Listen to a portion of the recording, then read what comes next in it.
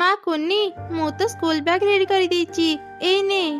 ଠିକ ଅଛି ମା, ମୁଁ ଏବେ ସ୍କୁଲ ଯାଉଛି। ଏମିତି କହି କୁନି ତା ସାଙ୍ଗ ମିନି ପାଖକୁ ଗଲା। ମିନି, ଏ ମିନି, ମୁଁ ଆସିଗଲି। ଶୀଘ୍ର ଆସି ସ୍କୁଲକୁ ଯିବା, ସ୍କୁଲ ସମୟ ହେଇଗଲାଣି। ଆମେ ପୁଣି ରୁଚି ଘରକୁ ବି ଯିବା। ହଁ କୁନି, ମୁଁ ଆସିଗଲି, ଚାଲେ ବି ଯିବା। ଏମିତି କଥା ହେଇ ସେ ଦୁଇ ସାଙ୍ଗ ରୁଚି ଘରକୁ ଗଲେ। ତାପରେ ସେମାନେ ସ୍କୁଲକୁ ବାହାରି ଗଲେ। ରାସ୍ତାରେ ଦୁଇ କାଉ ତାଙ୍କୁ ଦେଖୁଥିଲେ। ଏଇ ଦେଖ, ସେପଟେ କିଛି ଚଢେଇ ଛୁଆ ସ୍କୁଲ ଯାଉଛନ୍ତି। ଚାଲ ଚାଲ, ଏମାନଙ୍କୁ ବୋକା ବନେଇ ତାଙ୍କ ଟିଫିନ ଚୋରି କରି ନେଇ ଆସିବା। ହଁ ହଁ, ଚାଲ ଚାଲ, ଶୀଘ୍ର ତାଙ୍କ ପାଖକୁ ଯିବା, ନହେଲେ ସେମାନେ ସ୍କୁଲ ପଳେଇବେ। ଆରେ ଛୁଆମାନେ, ରୁହ ରୁହ, ଗୋଟେ କଥା ଅଛି, ରୁହ କହୁଛି। ତମର ଏଇ ଡାକ ଛୁଆମାନେ ଶୁଣି ପାରିବେନି। ଦେଖ ମୁଁ କେମିତି ଡାକୁଛି। ମା କୁନି, ମିନି, ଶୁଣ, ମୁଁ ତମକୁ ଏକ ମଜାର କଥା କହିବି। ଟିକେ ରୁହ, ମୋ କଥା ଶୁଣିଯାଅ। କାଉ ଆଣ୍ଟି ଆମକୁ କଣ ମଜା କଥା କହିବେ? ଚାଲ ଚାଲ ତାଙ୍କ କଥା ଶୁଣିବା। କଣ ମଜା କଥା କହିବ କାଉ ଆଣ୍ଟି? ଆମେ ତୁମ ମଜା କଥା ଶୁଣିବା ପାଇଁ ହିଁ ଅଟକି ଗଲୁ। ଆରେ ଶୁଣ, ମୁଁ ଛୁଆଙ୍କୁ କଥାରେ ଅଟକେଇ ରଖୁଛି। ତୁମେ ଯାଅ, ପଛପଟୁ ତାଙ୍କ ବ୍ୟାଗରୁ ସବୁ ଟିଫିନ ବକ୍ସ କାଢି ଲୁଚେଇ ଦେବ। ହଁ କୁନି, ଆଜି ସନ୍ଧ୍ୟା ବେଳେ ପାଖ ଜଙ୍ଗଲରେ ଗୀତ ପ୍ରତିଯୋଗିତା ଅନୁଷ୍ଠିତ ହେଉଛି।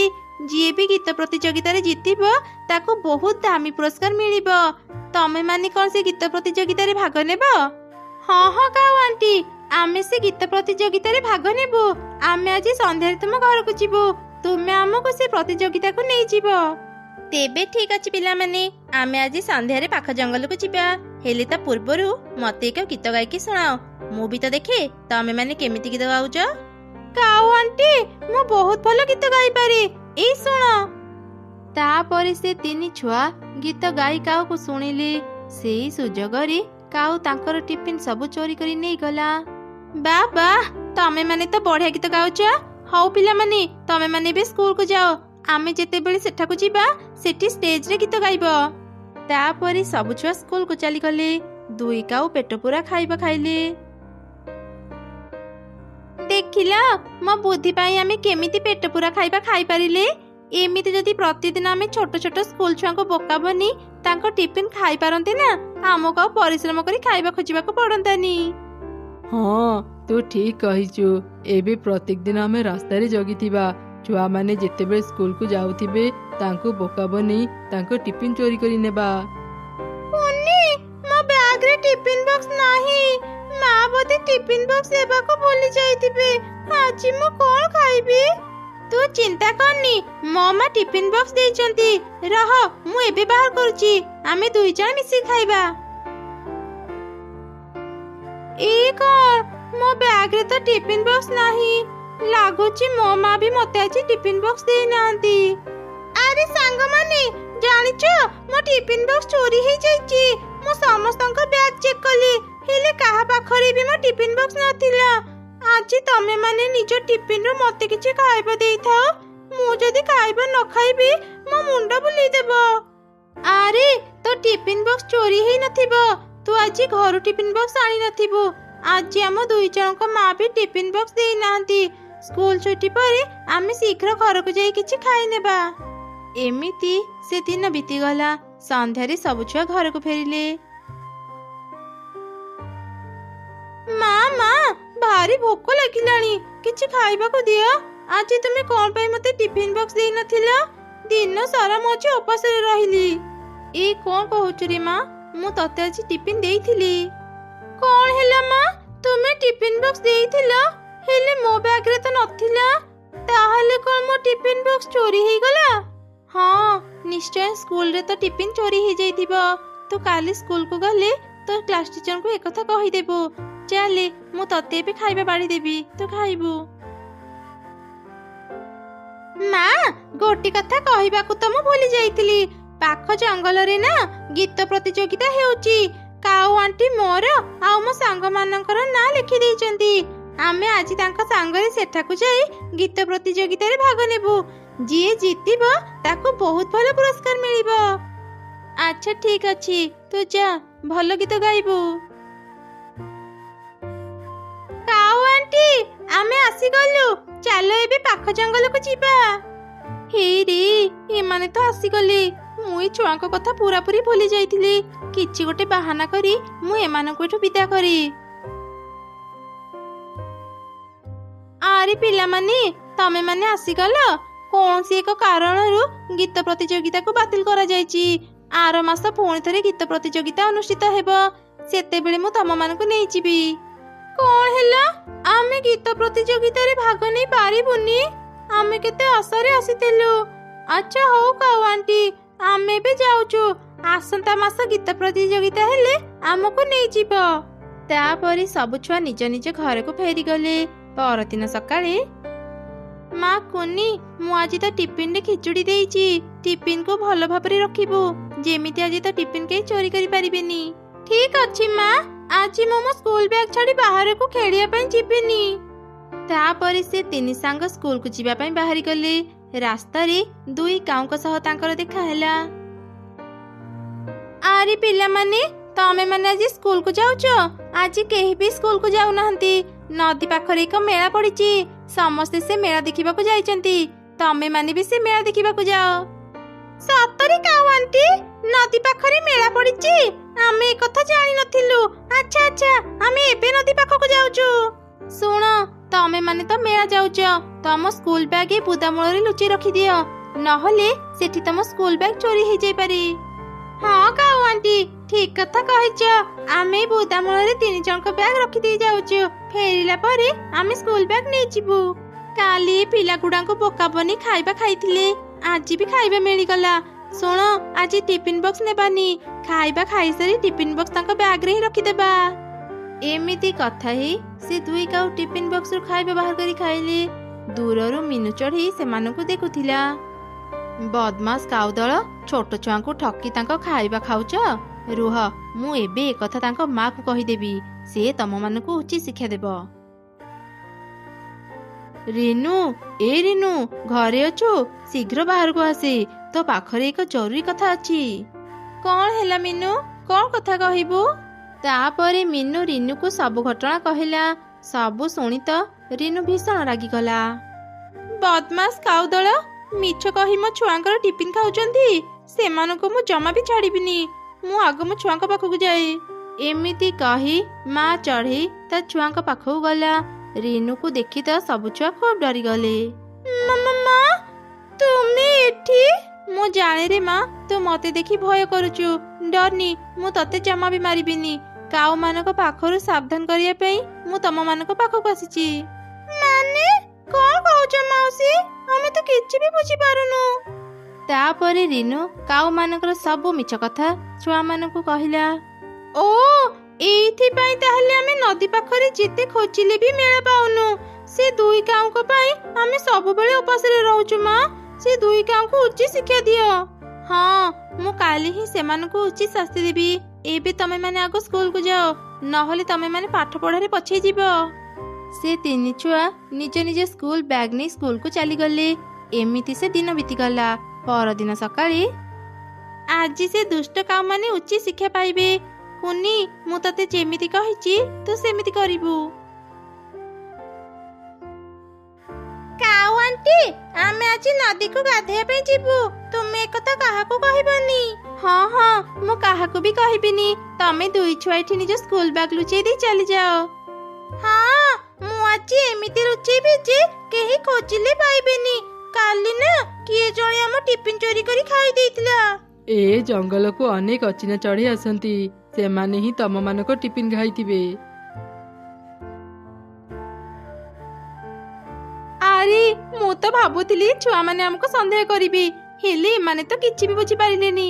ଚାଲ ଆଜି ବି ତାଙ୍କ ଟିଫିନ ଖାଇଦେବା। ପରେ ଯଦି ସେମାନେ ପଚାରିବେ, ଆମେ କହିବା ଏଠି ଗୋଟେ ଅଚିହ୍ନା ଚଢ଼େଇକୁ ତୁମ ବ୍ୟାଗ ପାଖରେ ଦେଖିଥିଲୁ। ସେ ହିଁ ତମମାନଙ୍କ ଟିଫିନ ଖାଇଥିବ। ଏମିତି କଥା ହେଇ ଦୁଇ କାଉ ଟିଫିନ ଖାଇଲେ। ହଠାତ୍ ତାଙ୍କ ପେଟ ଫୁଲିବା ଆରମ୍ଭ ହେଲା। କାରଣ ମା ଚଢ଼େଇ ସେ ଖାଇବାରେ ପେଟ ଫୁଲାର ଔଷଧ ମିଶେଇ ଦେଇଥିଲା। ଦୁଇ କାଉଙ୍କ ପେଟ ଫୁଲିବା ଯୋଗୁଁ ସେମାନେ ଆଉ କୁଆଡେ ବି ଯାଇପାରିଲେନି। ସେଇଠି ପଡି ରହିଲେ। ଏ କଣ, ଆମ ପେଟ ଏମିତି ଫୁଲିଗଲା କେମିତି? ଏ ଖାଇବାରେ କଣ ମିଶା ଯାଇଥିଲା? ବଞ୍ଚାଅ, ଆମକୁ କେହି ବଞ୍ଚାଅ, ଆମେ ଉଡି ପାରୁନୁ। ତମ ମାନଙ୍କ ଭଳି ଦୁଷ୍ଟ ପକ୍ଷୀଙ୍କୁ ଏମିତି ହିଁ ଶାସ୍ତି ଦରକାର। ତମେ 2 ଜଣ ଚୋରି କରି ସ୍କୁଲ ଛୁଆଙ୍କ ଟିଫିନ ଖାଉଛ, ତା ସହ ଛୁଆଙ୍କ ପାଠ ପଢାରେ ବି କ୍ଷତି କରୁଛ। ତମ ମାନଙ୍କୁ ଉଚ୍ଚ ଶିକ୍ଷା ଦେବା ପାଇଁ ମୁଁ ଏ କାମ କରିଛି। ଏ କଷ୍ଟ ପାଇରେ ଯାଇ ତମେ ମାନେ ଜାଣିବ ତମେ ମାନେ କେତେ ବଡ ଭୁଲ କରିଛ। ଠିକ କହିଛୁ ରିନୁ, ଏମାନଙ୍କୁ ଏମିତି ହିଁ ଶାସ୍ତି ଦରକାର। ଆଜି ତ ବୁଦ୍ଧି ପାଇଁ ଆମେ ଦୁଷ୍ଟ କାଉ ମାନଙ୍କୁ ଧରି ପାରିଲି। ନା ନା ଚଢ଼େଇ, ଆମର ଭୁଲ ହେଇଗଲା। ଆମେ ଆଉ ଦିନେ ବି ଏମିତି ଭୁଲ କରିବୁନି। ଏଇ ଜଙ୍ଗଲ ଛାଡ଼ି ଚାଲିଯିବୁ। ଦୟାକରି ଆମକୁ ବଞ୍ଚା। 2 କାଉ ଯେତେ କହିଲେ ବି ଅନ୍ୟମାନେ ତାଙ୍କ କଥା ନ ଶୁଣି ସେଠାରୁ ଚାଲିଗଲେ। 2 କାଉ ସେମିତି ପଡ଼ି ରହିଥିଲେ। ସେମାନେ ଟିକେ ବି ହଲି ପାରୁନଥିଲେ। କିଛି ସମୟ ପରେ ହିଁ ସେ 2 କାଉ ମରିଗଲେ। ମା, ଆମ ଘର ଭିତରେ ବର୍ଷା ପାଣି ପଡୁଛି। ଏ ବର୍ଷାରେ ଆମ ଘର ଭାଙ୍ଗିଗଲା। ମା, ଏବେ ଆମେ କୋଉଠି ରହିବା? ମାରି, ଆଜି ଦିନଟା ଧୈର୍ଯ୍ୟ ଧରି ରହିଯା। ଆମେ କାଲି ହିଁ ଏକ ନୂଆ ଘର ତିଆରି କରିବା। ମୁଁ ପ୍ରତ୍ୟେକ ଦିନ କିଛି କିଛି ଟଙ୍କା ବ୍ୟାଙ୍କରେ ଜମା କରି ରଖିଛି। କାଲି ଆମେ ବ୍ୟାଙ୍କରୁ ସବୁ ଟଙ୍କା ଉଠେଇ ଆଣି ଏକ ନୂଆ ଘର ତିଆରି କରିବା। ଏମିତି ଶୁଣି ଚଢ଼େଇ ଛୁଆ ଖୁବ୍ ଖୁସି ହେଇଗଲା। ପରଦିନ ସକାଳେ ବର୍ଷା ଛାଡ଼ିଗଲା। ମା ଛୁଆ ବ୍ୟାଙ୍କକୁ ଗଲେ। ସେମାନେ ବ୍ୟାଙ୍କରୁ ସବୁ ଟଙ୍କା ଉଠେଇ ଘରକୁ ଫେରୁଥିଲେ। ହଠାତ୍ ସେହି ସମୟରେ ଏକ ପକ୍ଷୀ ଶିକାରୀ ସେମାନଙ୍କୁ ଦେଖିଲା। ଆରେ ବା, ଏଇ ପକ୍ଷୀ ଗୁଡାକ ତ ଦେଖିବାକୁ ଭାରି ସୁନ୍ଦର। ମୁଁ ଏମାନଙ୍କୁ ଧରି ବଜାରକୁ ନେଇଯାଏ। ବଜାରରେ ଏଇ ପକ୍ଷୀମାନଙ୍କୁ ବିକ୍ରି କଲେ ଭଲ ଟଙ୍କା ପାଇବି। ଏମିତି ଚିନ୍ତା କରି ସେ ପକ୍ଷୀ ଶିକାରୀ ମା ଚଢ଼େଇ ଆଉ ତାର 2 ଛୁଆ ଉପରକୁ ତୀର ଛାଡ଼ିଲା। ସେ ତୀର ମା ଚଢ଼େଇର ଦେହରେ ବାଜିଲା। ସେ ସଙ୍ଗେ ସଙ୍ଗେ ତଳକୁ ଖସି ପଡ଼ିଲା। ତା ଦେହରୁ ରକ୍ତ ଝରୁଥିଲା। ମା, ଏସବୁ କଣ ହେଇଗଲା? ତୁମ ଦେହରୁ କେତେ ରକ୍ତ ଝରୁଛି। ମୁଁ ଏବେ ତୁମକୁ ହସ୍ପିଟାଲ ନେଇଯିବି। ନାଇଁ ରେ ମା, ହସ୍ପିଟାଲ ଯିବାକୁ ଆଉ ସମୟ ନାହିଁ। ନିଶ୍ଚୟ କେଉଁ ଶିକାରୀ ଏ ତୀର ମାରିଛି। ସେ କେତେବେଳେ ବି ଏଠାକୁ ଚାଲି ଆସିବ। ମାରେ, ତୁ ଏ ଟଙ୍କା ବ୍ୟାଗ ନେଇ ଶୀଘ୍ର ଏଠାରୁ ଚାଲିଯା। ନା ମା, ମୁଁ ତୁମକୁ ଛାଡ଼ି କୁଆଡ଼େ ବି ଯିବିନି। ମରିବାର ଯଦି ଥିବ ମୁଁ ବି ତୁମ ସାଙ୍ଗରେ ମରିବି। ପାଗଳାମି କହନି ମା, ଶିକାରୀ ଏଠାକୁ ଆସିବା ପୂର୍ବରୁ ଏଠାରୁ ଚାଲିଯା। ମୁଁ ଶିକାରୀ ପାଖରୁ ଖସି ପରେ ତ ପାଖକୁ ଯିବି। ଏଇ ଟଙ୍କା ବ୍ୟାଗ ନେଇ ତୁ ମିଟୁ ଆଣ୍ଟି ପାଖକୁ ଯା। ତାକୁ କହିବୁ ଏଇ ଟଙ୍କାରେ ସେ ତୋ ପାଇଁ ଏକ ନୂଆ ଘର ତିଆରି କରିଦେବ, ଆଉ କିଛି କାମର ବ୍ୟବସ୍ଥା କରିଦେବ। ଯା ମା, ଆଉ ଡେରି କରନି, ଶୀଘ୍ର ଯା। ତାପରେ ଚଢ଼େଇ ଛୁଆ ଟଙ୍କା ବ୍ୟାଗ ନେଇ କାନ୍ଦି କାନ୍ଦି ସେଠାରୁ ଚାଲିଗଲା। କିଛି ସମୟ ପରେ ଶିକାରୀ ସେଠାକୁ ଆସି ଦେଖିଲା ମା ଚଢ଼େଇଟି ମରିଯାଇଛି। ଆରେ, ଏ ପକ୍ଷୀଟା ତ ମରିଯାଇଛି। ଏବେ ମଲା ପକ୍ଷୀଟାକୁ ନେଇ ମୁଁ କଣ କରିବି? କେହି ବି ଆକୁ କିଣିବେନି। ଯାଏ ଆଉ ପକ୍ଷୀ ଖୋଜି ଦେଖେ। ଏମିତି କହି ସେ ଶିକାରୀ ସେଠାରୁ ଚାଲିଗଲା। ସେତେବେଳେ ସେ ରାସ୍ତା ଦେଇ ଏକ କାଉ ଯାଉଥିଲା। ସେ ବି ମା ଚଢ଼େଇକୁ ଦେଖିଲା। ଏ କଣ, ରିନୁ ତ ମରିଯାଇଛି। ତା ଝିଅ କୁନି ଏକଥା ଜାଣିନଥିବ। ମୁଁ ଯାଏ ତାକୁ ଶୀଘ୍ର ଏକଥା କହିଦିଏ। କୁନି, ଏ କୁନି, ରହ, ତୋ ସହ ଏକ ଜରୁରୀ କଥା ଅଛି। କଣ ହେଲା କାଉ ଅଙ୍କଲ? ମତେ କଣ ଜରୁରୀ କଥା କହିବ? ତୁ ଅନାଥ ହେଇଗଲୁ ରେ କୁନି। ମୁଁ ଏବେ ଦେଖିକି ଆସିଲି, ତୋ ମା ମରିଯାଇଛି। ମା, ଏସବୁ କଣ ହେଇଗଲା? ମୁଁ ଏକୁଟିଆ ଏବେ କେମିତି ବଞ୍ଚିବି? କାନି କୁନି, ଯାହା ହେବାର ତ ହେଇଗଲା। ହେଲେ ତୁ କୁଆଡେ ଯାଉଛୁ? ଆଉ ଏ ବ୍ୟାଗରେ କଣ ଅଛି? କୁନି କାଉକୁ ସବୁ ଘଟଣା କହିଲା। ସବୁ ଶୁଣିଲା ପରେ କାଉ ମନରେ ଲୋଭ ଆସିଲା। ଆରେ, ତୁ ସେ ମିଟୁ ପାଖକୁ ଯାନି। ସେ ଗୋଟେ ଚୋର। ସେ ଜଙ୍ଗଲର ଚଢ଼େଇମାନଙ୍କ ଘରୁ ଟଙ୍କା ଚୋରି କରେ। ତୁ ଯଦି ତା ପାଖକୁ ଯିବୁ, ସେ ତ ଟଙ୍କା ବି ଚୋରି କରି ନେଇଯିବ। ତୁ ମୋ ସାଙ୍ଗରେ ମୋ ଘରକୁ ଚାଲ। ମୁଁ ତତେ ନୂଆ ଘର ତିଆରି କରିଦେବି, ଆଉ ତୋ ପାଇଁ କାମ ବି ଯୋଗାଡ଼ କରିଦେବି। କାଉ କଥାକୁ ବିଶ୍ୱାସ କରି ଚଢ଼େଇ ଛୁଆ ତା ସାଙ୍ଗରେ ଘରକୁ ଚାଲିଗଲା। କାଉର ସ୍ତ୍ରୀ ତାକୁ ଦେଖି କହିଲା, ଆରେ, ତମେ ଚଢ଼େଇ ଛୁଆକୁ ଆମ ଘରକୁ କାହିଁକି ଆଣିଛ? ମୁଁ ତତେ ସେସବୁ କଥା ପରେ କହିବି। ତୁ ଆଗ କୁନି ପାଇଁ କିଛି ଖାଇବା ଆଣିଦେ, ତାକୁ ଭୋକ ଲାଗିଥିବଣି। ତାପରେ କାଉର ସ୍ତ୍ରୀ କିଛି ଖାଇବା ଆଣିଲା। କୁନି ସେ ଖାଇବା ଖାଇଲା। ଏମିତି କିଛି ସମୟ ପରେ ରାତି ହେଇଗଲା। ରାତି ହେବା ପରେ କାଉ ତା ସ୍ତ୍ରୀକୁ ସବୁ ଘଟଣା କହିଲା।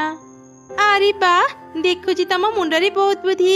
ଏବେ ସେ କୁନି ଶୋଇ ପଡ଼ିଲାଣି। ଚାଲ ଚାଲ, ଶୀଘ୍ର ତା ପାଖରେ ଥିବା ବ୍ୟାଗକୁ ଚୋରି କରି ନେଇ ଆସିବା। ସେ ଯଦି ଉଠିଯିବ, ଆମେ କିଛି ବି କରିପାରିବାନି। ଏମିତି କଥା ହେଇ ଦୁଇ କାଉ ଚଢ଼େଇ ଛୁଆର ଟଙ୍କା ବ୍ୟାଗକୁ ଚୋରି କରି ନେଇ ଆସିଲେ। ପରଦିନ ସକାଳେ କାଉ ଅଙ୍କଲ, କାଉ ଆଣ୍ଟି, ଏ ଟେବୁଲ ଉପରେ ମୁଁ ମୋ ଟଙ୍କା ବ୍ୟାଗ ରଖିଥିଲି, ହେଲେ ଏବେ ମୁଁ ମୋ ଟଙ୍କା ବ୍ୟାଗ ପାଉନି। କଣ ହେଲା? ତୁ ଏ ଟେବୁଲ ଉପରେ ଟଙ୍କା ବ୍ୟାଗ ରଖିଥିଲୁ? ଆରେ କଣ ସର୍ବନାଶ କରିଦେଲୁ?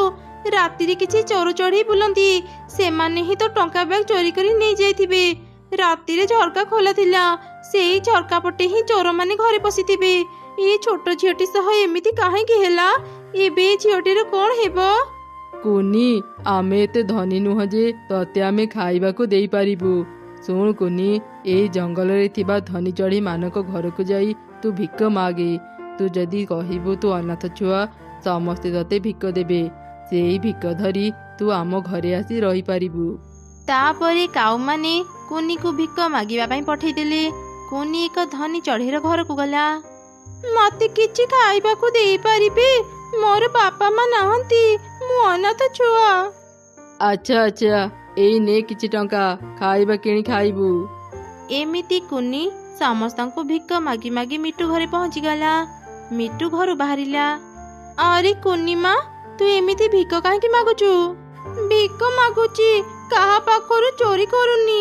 କାଉ ଅଙ୍କଲ କହିଥିଲେ ତୁମେ ଗୋଟେ ଚୋର, ତୁମେ ହିଁ ମୋ ଟଙ୍କା ବ୍ୟାଗ ଚୋରି କରିଛ। ମୋ ମା ଆଉ ଏ ଦୁନିଆରେ ନାହିଁ। ମୋ ଟଙ୍କା ବ୍ୟାଗ ତୁମ ପାଖରେ ଥିଲେ ମତେ ଫେରେଇ ଦିଅ। କଣ କହୁଛୁ ତୁ? ମୁଁ ତୋ କଥା କିଛି ବୁଝିପାରୁନି। ମୁଁ କାହିଁକି ତ ଟଙ୍କା ବ୍ୟାଗ ଚୋରି କରିବି? ଆଉ ତୋ ମାର ମୃତ୍ୟୁ କେବେ ହେଲା? ମୁଁ ଏ ବିଷୟରେ କିଛି ବି ଖବର ପାଇନି। ମତେ ପୁରା ଘଟଣା କହ। ତାପରେ କୁନି ମିଟୁକୁ ସବୁ ଘଟଣା କହିଲା। ଓ ଏଇ କଥା, ତାହେଲେ ତୁ ନିଜେ ହିଁ ଚୋର ଘରକୁ ଯାଇ ତାକୁ ଟଙ୍କା ଦେଇଛୁ। ଏବେ ତୁ ଛୋଟ, ସେଥିପାଇଁ ତୁ ଜାଣିନୁ ସେ କାଉ ଆଉ ତାର ସ୍ତ୍ରୀ ସବୁଠୁ ବଡ ଚୋର। ସେମାନେ ହିଁ ଚଢ଼େଇ ମାନଙ୍କ ଘରୁ ଟଙ୍କା ଚୋରି କରନ୍ତି। ତୁମେ ଏସବୁ କଣ କହୁଛ? ତାମାନେ ସେ କାଉ ମାନେ ପ୍ରକୃତ ଚୋର? ସେମାନେ ହିଁ ମୋ ଟଙ୍କା ବ୍ୟାଗ ଚୋରି କରି ମତେ ଭିକ ମାଗିବାକୁ ପଠେଇଛନ୍ତି। ତତେ ଆଉ ଭିକ ମାଗିବାକୁ ପଡିବନି, ତୁ ମୋ ଘରକୁ ଆ। ତୁ କିଛି ଖାଇବା ଖାଇ ଆରାମ କର, ମୁଁ ତ ଟଙ୍କା ଫେରେଇ ଆଣିବାର ବ୍ୟବସ୍ଥା କରୁଛି। ଏମିତି କୁନି ମିଟୁ ଘରେ ରହିଲା। ମିଟୁ ଏକ ବୁଢ଼ୀର ରୂପ ନେଇ କାଉ ମାନଙ୍କ ଘରକୁ ଗଲା। ଘରେ କିଏ ଅଛ? ବାହାରକୁ ଆସ। ହଁ, କଣ ହେଲା? କାହିଁକି ଡାକୁଛ? ତୁମେ କିଏ? ଆଉ ତୁମ ବ୍ୟାଗରେ କଣ ଅଛି? ଏ ବ୍ୟାଗରେ ଟଙ୍କା ଅଛି। ମୁଁ ପାଖ ଜଙ୍ଗଲରେ ରୁହେ, ଘରକୁ ଫେରୁଥିଲି। ସନ୍ଧ୍ୟା ହେଇ ଯିବାରୁ ମୁଁ ଆଉ ଘରକୁ ଫେରି ପାରିଲିନି। ଆଜି ରାତି ମତେ ତୁମ ଘରେ ରହିବାକୁ ଦେଇପାରିବ? ହଁ ହଁ ବୁଢ଼ୀ ମା, ଆଜି ରାତି ତୁମେ ଆମ ଘରେ ରହିପାରିବ। ଆସ ଆସ, ଭିତରକୁ ଆସ। ଏମିତି କାଉମାନେ ମିଟୁକୁ ତାଙ୍କ ଘରକୁ ନେଇଗଲେ, ଆଉ ତାକୁ କିଛି ଖାଇବା ଦେଲେ। ରାତିରେ ମିଟୁ ନ ଶୋଇ ଶୋଇବାର ଅଭିନୟ କଲା। ଅଧରାତିରେ କାଉମାନେ ଉଠି କଥା ହେଲେ। ଆରେ ଶୁଣ, ସେ ବୁଢ଼ୀ ତ ଶୋଇ ପଡ଼ିଥିବ, ଚାଲ ଚାଲ ତା ପାଖରୁ ସେ ଟଙ୍କା ବ୍ୟାଗ ନେଇ ଆସିବା। ଏମିତି କଥା ହେଇ କାଉମାନେ ମିଟୁର ବ୍ୟାଗ ନେଇ ଆଲମିରାରେ ରଖିଦେଲେ। ମିଟୁ ତ ଶୋଇ ନଥିଲା, ସେ ଚୁପ୍ ଚୁପ୍ କାଉମାନଙ୍କର ସବୁ ଘଟଣା ଦେଖୁଥିଲା। ଯେମିତି କାଉମାନେ ଶୋଇଗଲେ, ମିଟୁ କୁନିର ବ୍ୟାଗ ନେଇ ନିଜ ଘରକୁ ଫେରି ଆସିଲା। ପରଦିନ ସକାଳେ ମିଟୁ କୁନିକୁ ତା ବ୍ୟାଗ ଫେରିଦେଲା। ମା କୁନି, ଏଇ ନେ ତ ଟଙ୍କା ବ୍ୟାଗ। ଏ ବ୍ୟାଗ ମୁଁ କାଉମାନଙ୍କ ପାଖରୁ ନେଇ ଆସିଲି। ଏବେ ମୁଁ ତତେ ରହିବା ପାଇଁ ଘର କରିଦେବି, ହେଲେ ତା ଆଗରୁ ଚାଲେ କାଉମାନଙ୍କୁ ଉଚିତ ଶିକ୍ଷା ଦେବା। କାଉମାନଙ୍କ ଜାଗା ଏଠି ନୁହଁ, ଜେଲ ଭିତରେ। ହଁ ମିଟୁ ଆଣ୍ଟି, ତୁମେ ଠିକ କହିଛ। ଚାଲ ଏବେ ଥାନାକୁ ଯିବା। ଆରେ ସେ ବୁଢ଼ୀ ତ ଏଠି ନାହିଁ, ସେ ବୋଧେ ଘରକୁ ଚାଲି ଯାଇଛି। ଭଲ ହେଲା, ସେ ଯଦି ଥାଆନ୍ତା ଟଙ୍କା ବ୍ୟାଗକୁ ନ ପାଇ ଏଠି ଝାମେଲା କରିଥାନ୍ତା। ଚାଲ ଚାଲ ଦେଖିବା ସେ ବୁଢ଼ୀର ବ୍ୟାଗରେ କେତେ ଟଙ୍କା ଅଛି। ଏ କଣ ସର୍ବନାଶ ହେଇଯାଇଛି? ଏ ବ୍ୟାଗରେ ତ ଟଙ୍କା ହିଁ ନାହିଁ, ଗଛର ପତ୍ର ଭର୍ତ୍ତି ହେଇଛି। କୁନିର ଟଙ୍କା ବ୍ୟାଗ ବି ଏଠି ନାହିଁ। ତା ମାନେ ସେ ବୁଢ଼ୀ ଟଙ୍କା ବ୍ୟାଗ ଚୋରି କରି ନେଇଯାଇଛି। ବୁଢ଼ୀ ଯାହା କରିଛି ଠିକ କରିଛି। ଏବେ ତମେ ମାନେ ଜାଣିବ ଅନ୍ୟକୁ ଠକିଲେ କେମିତି ଲାଗେ। ଏ କଣ ମିଟୁ, ତୁ ଆମ ଘରେ? ତୁ ପୋଲିସକୁ କାହିଁକି ଆଣିଛୁ? ମିଟୁ ସମସ୍ତଙ୍କୁ ସବୁ ଘଟଣା କହିଲା। ପୋଲିସ ଦୁଇ କାଉଙ୍କୁ ବାନ୍ଧି ଥାନାକୁ ନେଇଗଲେ। ମିଟୁ ସେ ଟଙ୍କାରେ କୁନିକୁ ଏକ ସୁନ୍ଦର ମଜବୁତ ଘର ତିଆରି କରିଦେଲା, ଆଉ ତା ପାଇଁ ଏକ ଫୁଲର ଦୋକାନ ବି କିଣିଦେଲା। କୁନି ଫୁଲ ବିକ୍ରି କରି ତା ବାକି ଜୀବନ ବିତେଇଲା।